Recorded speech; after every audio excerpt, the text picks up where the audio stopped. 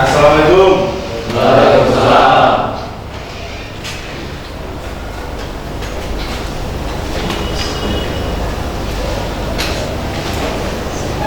Gimana anak kabarnya sehat? Sehat. Alhamdulillah. Sebelum kita mulai pelajaran, untuk perwakilan silakan dipimpin untuk berdoa. Gerak doa dalam hati baik.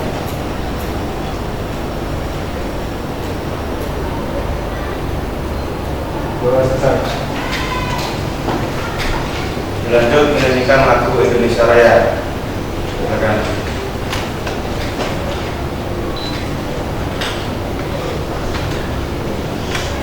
Teman-teman, silakan untuk berdiri.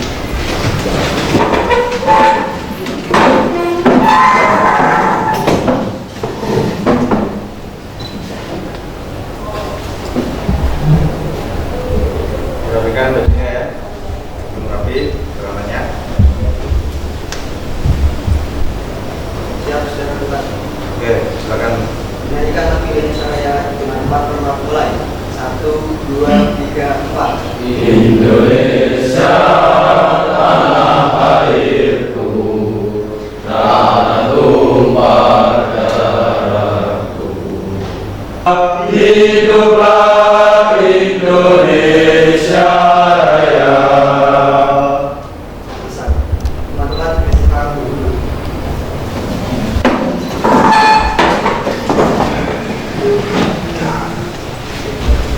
Sudah sarapan semua ini? Sudah. Sebelum kita mulai pelajaran, saya ingin menyapa kalian dulu ya. Ahmad Imam, Diki, Dwi Nur Kafid, Dias, Elok, Heri, Iqbal, Levi, Teguh Widodo, Maditya Bima, Robi, Adi Chandra, Agus Nur,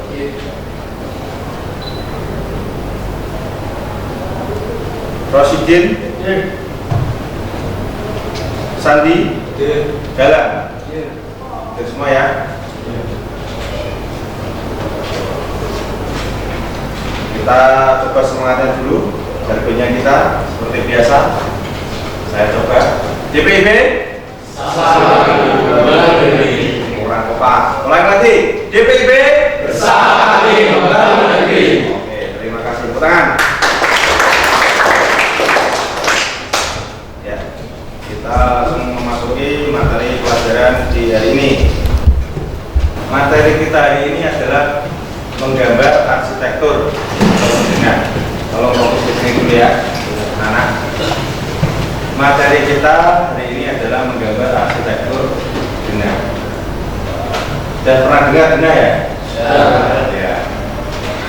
Tujuannya pembelajaran kita agar peserta didik itu mampu membaca dan menginterpretasi gambar kerja bangunan. Itu ada denah, tampak, potongan, detail untuk memahami desain bangunan.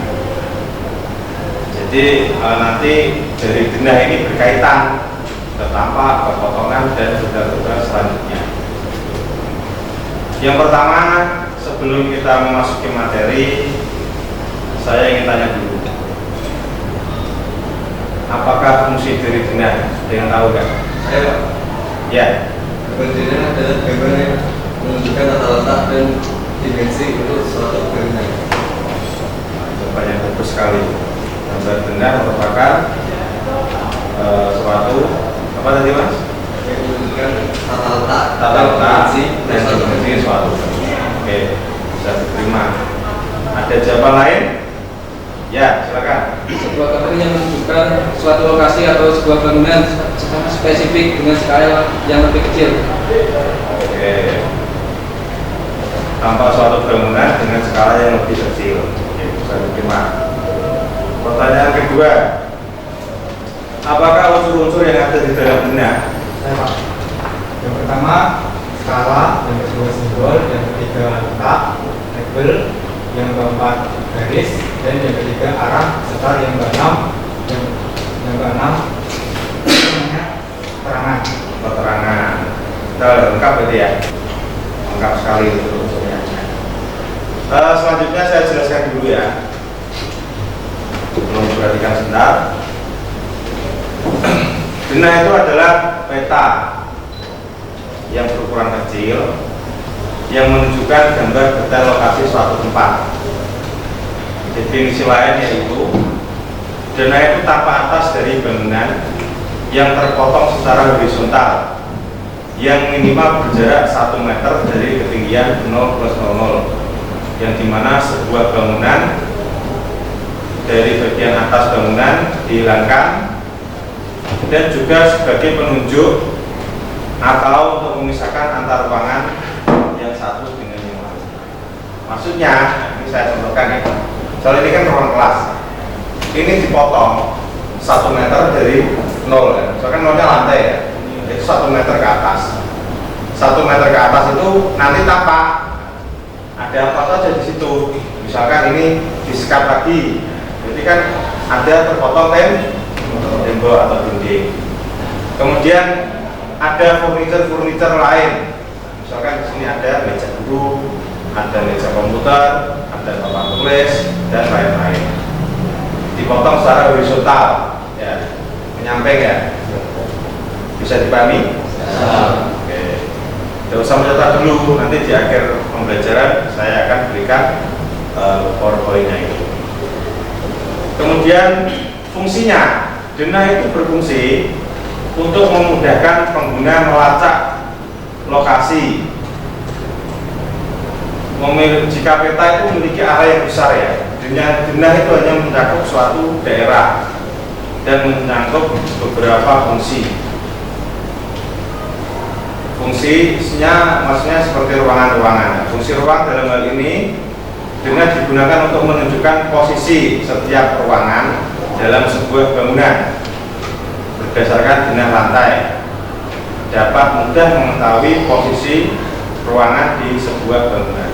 Jadi fungsinya itu untuk menjelaskan atau menunjukkan posisi-posisi ruang. Nah, itu untuk menunjukkan suatu posisi ruangan. Bisa dipahami? Oke. Kemudian susunan ruang ya. Susunan ruang, fungsi kedua dari denah itu adalah penataan ruang. Penataan ruang itu menunjukkan penataan ruang di dalam gedung, mengetahui mana tata letak ruang dalam sebuah bangunan. Jadi nanti ada notasi atau keterangan. Misalkan ini ruang keluarga, ruang tamu, ruang tidur. Ini jelas nanti ya. Kemudian sirkulasi ruang sebagai fungsi sirkulasi ruang. Di mana nanti ada pintu, ada jendela seperti itu ya. Kemudian fungsi dimensi ruang untuk menunjukkan dimensi ukuran setiap ruang untuk mempermudah membaca gambar, mengetahui ukuran-ukuran ruangan. Jadi nanti di dalam denah itu juga ada ukurannya atau dimensinya ya.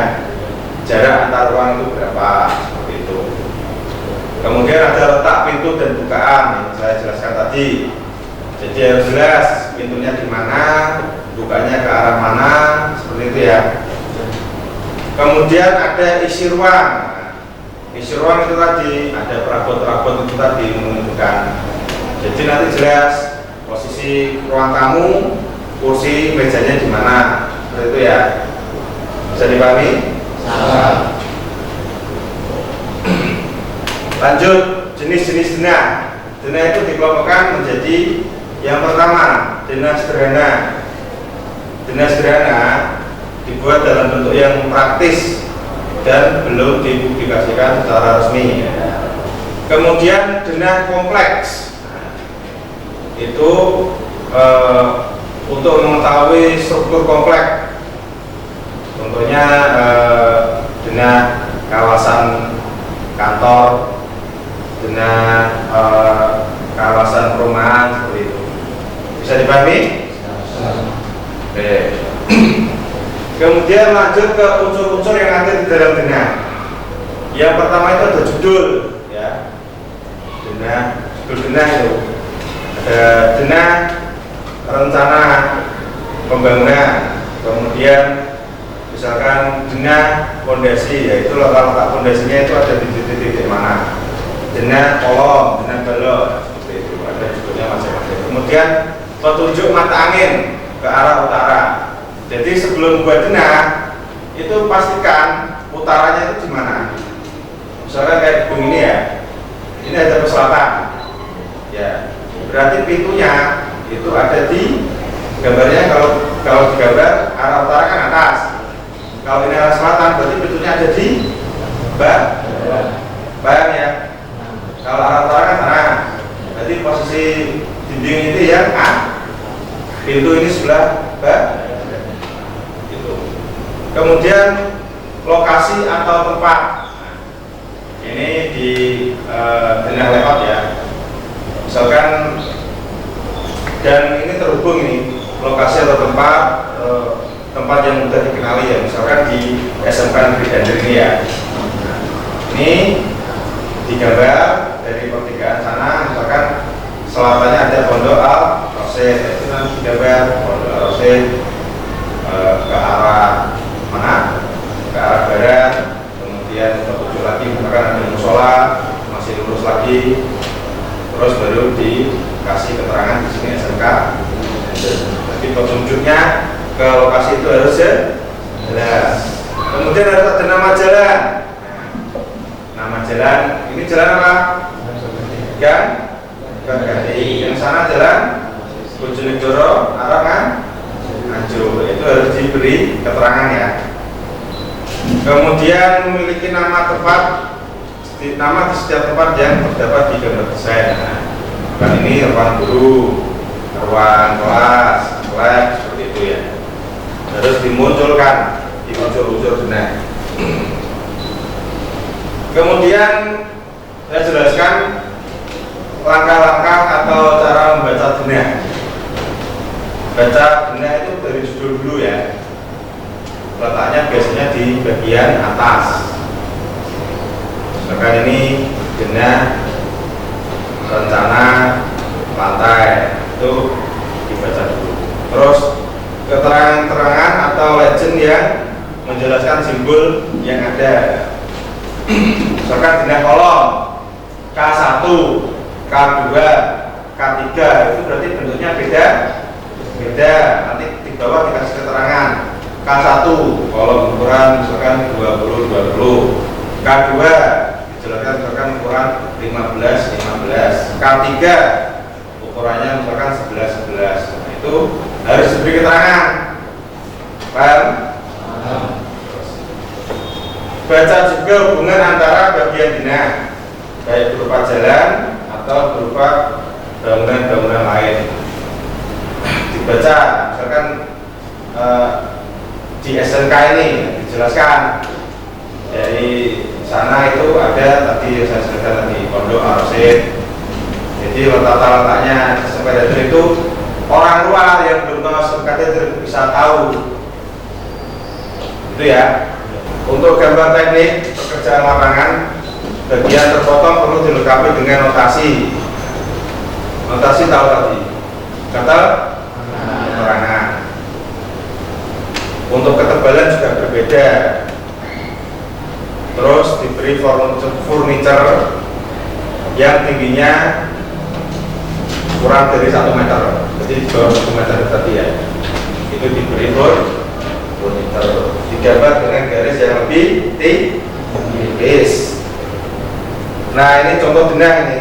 Bisa dilihat ada dimensi atau ukuran ya.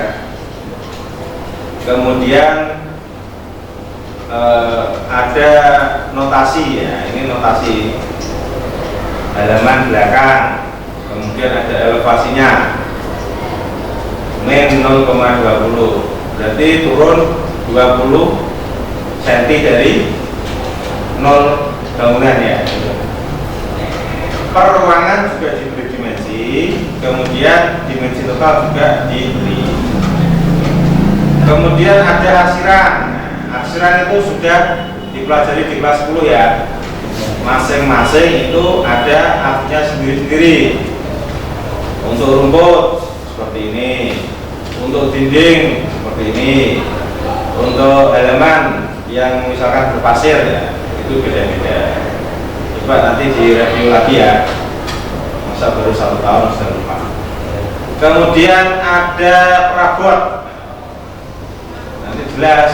Nanti kalau biasanya kalau di bangunan profesional itu kan beda-beda, ada divisi struktur. Nah, jadi itu nanti yang bangun strukturnya saja.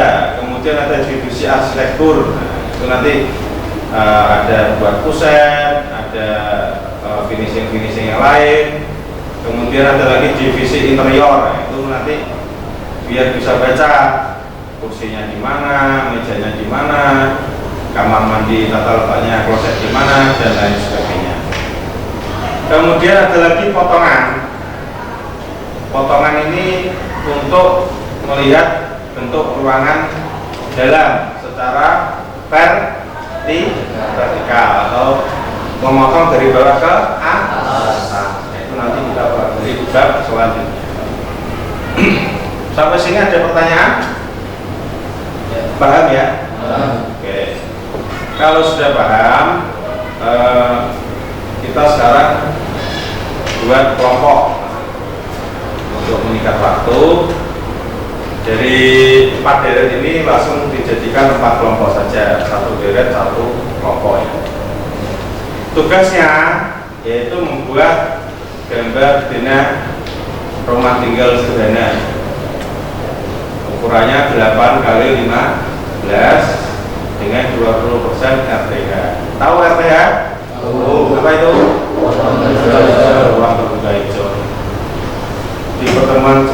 Di pertemuan sebelumnya kan sudah saya jelaskan RTH ini. Nah, untuk kerja tim nanti silakan masing-masing kelompok, ada yang sketsa, ada yang langsung menggambar di AutoCAD. Setelah itu nanti silakan dipresentasikan satu-satu ya, nanti dimasukkan flash disk atau dikirim ke WA saya, nanti saya redaksi saja ya. Oke, silakan sekarang dimulai untuk menggambar sketsa dan AutoCAD-nya. Kita seperti satu-satu silakan diambil.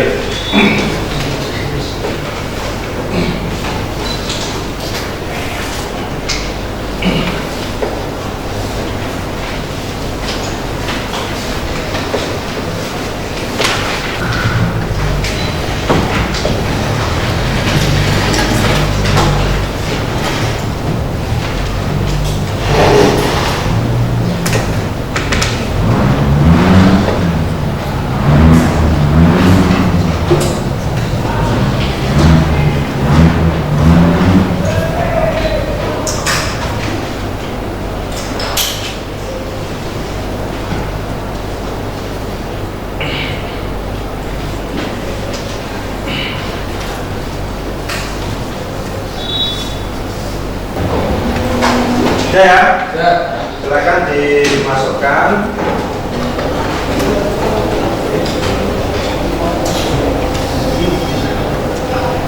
Silakan dimasukkan flash disk, dikirim ke saya ya. Sudah semua ya.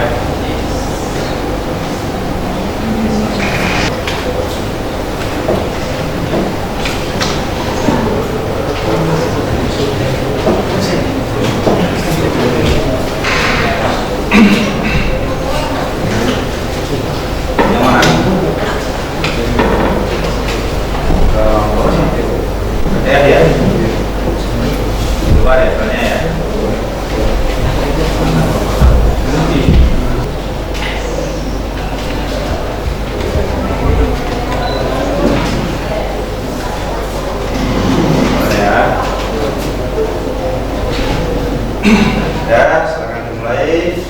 Perkenalan. Assalamualaikum warahmatullahi wabarakatuh. Waalaikumsalam warahmatullahi wabarakatuh.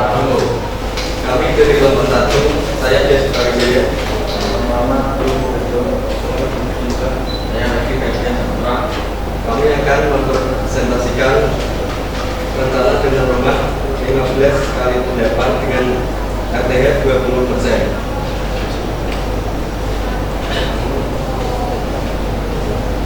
Di sini ada 9 ruang, ada ruang tamu, kamar 1, WC, kamar mandi ada 2, kamar 2, kamar 3, ruang keluarga, ruang makan, dan dapur. Jadi ini RTH-nya 20% di sini.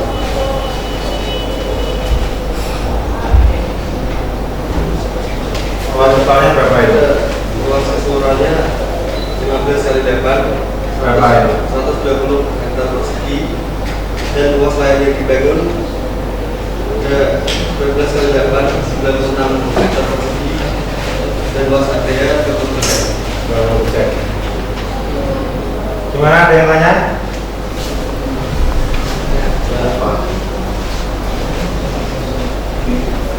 Bisa dipahami itu dinanya? Ada yang kurang nggak itu? Apa? Elevasi yang mana? Ayo, apa yang kurang? Judul. Coba di scroll ke bawah. Ada judulnya nggak?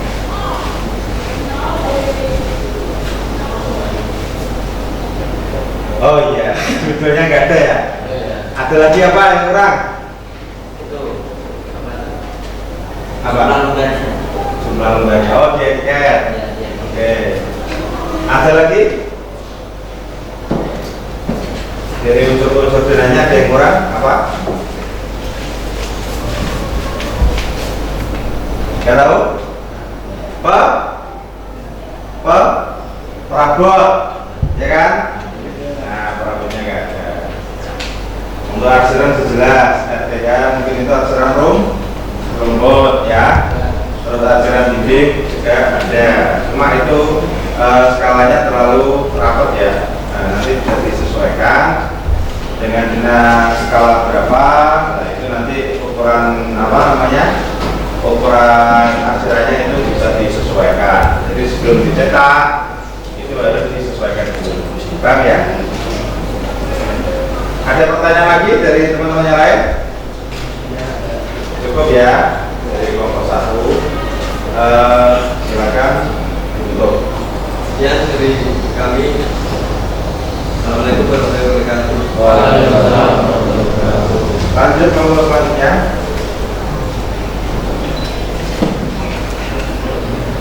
Mengingat waktunya kita tinggal sebentar lagi, ya itu untuk kelompok selanjutnya dipresentasikan untuk minggu depan saja ya, di pertemuan selanjutnya.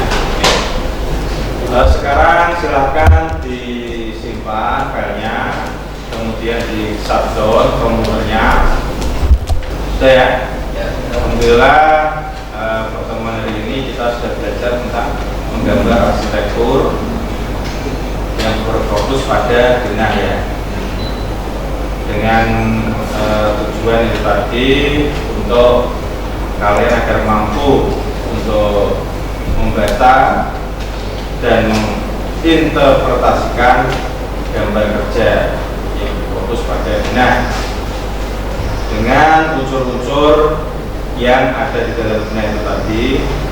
Mungkin kalian harus lebih hafal dan bisa nanti untuk menerapkan penggambaran serta untuk menerapkan caranya membaca gambar itu seperti apa ya.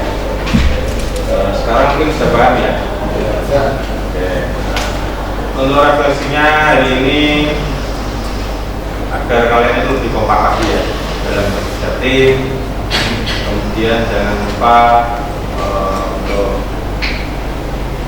save filenya pekerjaannya itu tadi ya, diberi nama, kemudian sering-sering untuk kontrol save, karena nggak tahu kadang kita nanti servernya mati atau ada yang gangguan problem seperti apa, seperti file kalian nanti tidak hilang, paham ya? Kemudian untuk penggambaran jangan lupa layer itu harus diperhatikan masing-masing, ada layer as, layar dinding, layar arsiran, layar dimensi, layar notasi, layar elevasi. Nanti Nanti jika ingin menggambar pekerjaan yang lain, nanti bisa dimatikan atau dihidupkan sesuai kebutuhannya ya, paham ya. Kemudian ditekankan untuk lebih mengefisiensi waktu. Efisiensi waktu itu makanya dari kerja tim ini harusnya itu lebih cepat. Tapi saya lihat dari waktu yang saya berikan 30 menit itu molor sekitar 10 menit. Efektivitas waktunya kerja tim itu juga harus diperhatikan ya. Jadi dibagi, ada yang buat di AutoCAD, ada yang buat sketchnya. Jadi nanti berbarengan. Ini ada lagi yang menghitung harganya berapa, ada lagi yang browsing, kira-kira ini jenis seperti ini itu buat ruangan apa aja, seperti itu ya. Jadi nanti hasilnya itu efisien waktunya. Kemudian kita sebagai orang teknik itu ya harus bisa dikejar waktu, deadline tentang efisiensi waktu. Jadi kapanpun kita harus siap melaksanakan tugas yang diberikan oleh pemberi tugas. Kalau kalian nanti bisa disiplin waktu, bisa bekerja dengan tim dengan baik, nanti di kemudian hari setelah kalian lulus, kalian bekerja atau punya usaha, di insya Allah akan mendapat lingkungan yang baik seperti itu. Kalian dari sekarang itu tidak tidak bisa disiplin, tidak bisa bekerja dengan tim yang baik, itu nanti bagaimana di dalam dunia pekerjaan?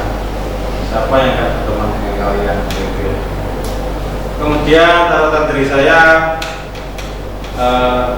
untuk meluaskan informasi atau meluaskan wawasan, sering-seringlah browsing atau belajar dari internet itu tentang bangunan-bangunan ya.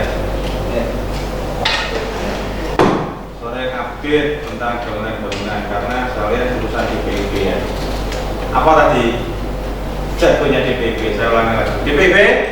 Saya ulangi lagi. DPIP? Sama kamu membangun negeri ya. Membangun itu kan ya banyak. Ada membangun rumah, kantor, gedung, jalan, jembatan, bangunan air. Lingkupnya nanti banyak kalian. Maka dari itu saya pesan itu tadi untuk diluaskan wawasannya ya. Sering-sering membaca artikel atau mengikuti sosmednya arsitek-arsitek itu kan banyak, di TikTok, di Instagram, di Facebook itu juga banyak. Nanti kalian belajar jangan konvensional aja. Jadi misalkan benah itu kan bisa macam-macam bentuknya. Terus sekarang ini kan set material itu kan macam-macam bentuknya. Apalagi interior, eksterior itu setiap hari terus berkembang, modelnya berubah-ubah. Bisa dipahami ya? Kira-kira apa pertanyaan atau saran untuk hari ini dari kalian? Cukup? Sudah paham semua berarti? Ya. Selanjutnya untuk minggu depan dipersiapkan presentasinya, kelompok yang tadi belum presentasi ya. Oke. Untuk mengakhiri pembelajaran, silakan disiapkan dan berdoa.